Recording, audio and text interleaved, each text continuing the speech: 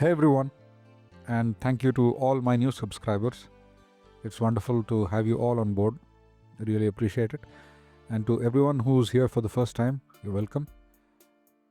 Please don't forget to like, share, and subscribe if you like content like this.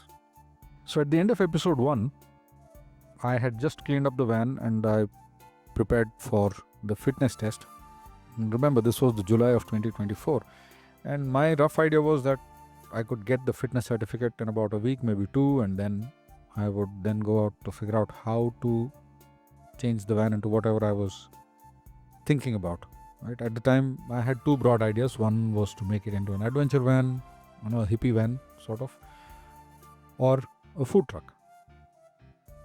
But the fitness certificate took a lot longer than I had planned for, and in fact, I made multiple trips to the local RTO, both at Kerpuram, at Kasturinagar, spoke to several agents, paid some of them, didn't get any work done through August and September. Finally, out of utter frustration, in October, I reached out to another agent in the Kerpuram RTO, and this person said he could make it happen. So I finally gave him the paperwork and paid him in advance, and he managed to get me the fitness certificate by the end of October 2024. And the same day, I sat down with Armugam, and by this time I had decided that this was going to become a food truck, and we set up a plan to convert this into a food truck, approximately according to the design that you're looking at on the screen. So Armugam quoted a price. It was pretty steep in my opinion, but we agreed that he would finish the work in about 2 months. So we were looking to complete the work by the first week of Jan 2025. And I paid him about half the amount in advance. And then I just had to wait for any updates from Armugam. And based on the progress that he was making, it was pretty clear that he was not interested in completing the work. Possibly he realized that it was more work than he had anticipated or he had quoted for. So he was no longer interested. So by the end of December, we had multiple arguments around why it was taking so long, why it was getting so badly delayed. And finally, in the first week of Jan, I just took the van out of his parking without its windshield, without any paint work, and just drove it back to my house and parked it in the front yard. Fortunately, I had space enough to hold the van, which is surprisingly quite compact. It's smaller than most vehicles that you would encounter. It's in fact smaller than the Fortuner or even the Ertiga in its length, right? It's taller, no doubt, but it's quite compact. So I managed to park it, and the next day, since it was a weekend, I got to work. Since I had no clear idea of what to do, I got to work scraping paint off the van on a random location on the left inner door. But I was still not clear what I was going to do with the van. So that night, I parked the van opposite my house after having taken permission from my neighbor, since the condition of the van was such that anyone would not be happy having such a vehicle in front of their house. I covered the van over, and for the next week or so, I was not clear what to do next. I spoke to a few other mechanics and painters around the area, but no one inspired any confidence in me. So I decided that I was going to do this myself. Frankly, I never painted a van in my entire life. I have not painted anything besides some walls, helping painters at my house long, maybe 15 years ago.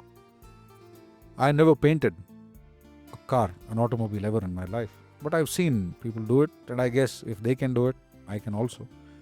I have never worked on fixing dents in body panels in any kind of automobiles, big or small, but I figured if they can do it, I could figure out how to do it myself.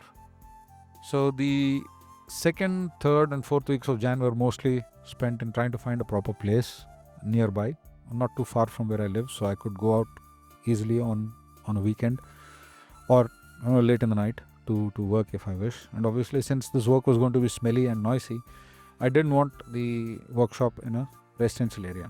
So fortunately, I found a place not too far from where I live, less than half a kilometer, quite close to the Kalkeri Lake, and with ample space around the workshop to not disturb anyone.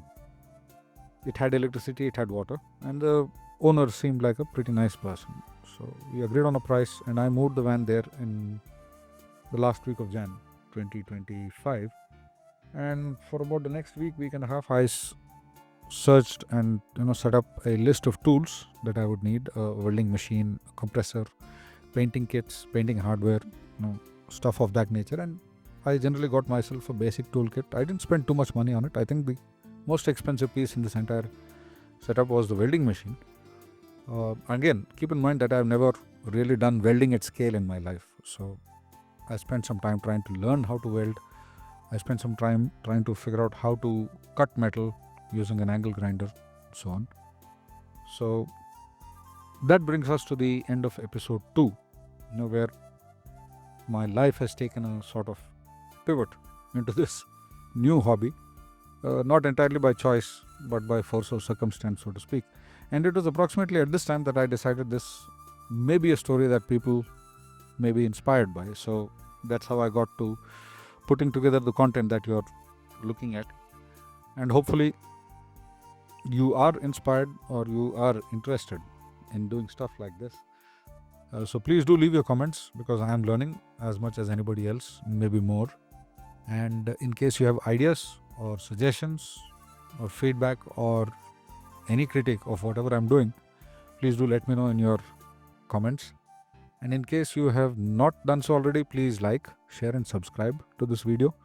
Any support that you provide is much appreciated.